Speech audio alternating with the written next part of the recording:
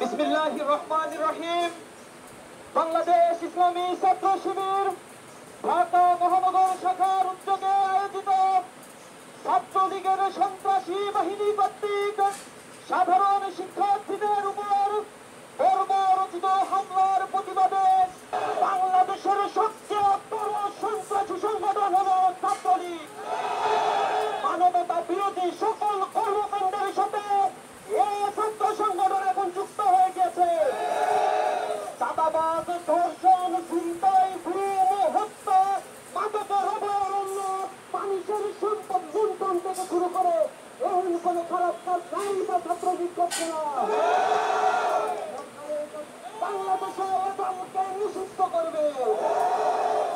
আমরা গতকাল দেখেছি ঢাকা বিশ্ববিদ্যালয়ে, জগন্নাথ বিশ্ববিদ্যালয়ে, জাহাঙ্গীরনগর বিশ্ববিদ্যালয়ে যেখানে মেধার চর্চা হয় সেখানে রক্ত ঝরেছে।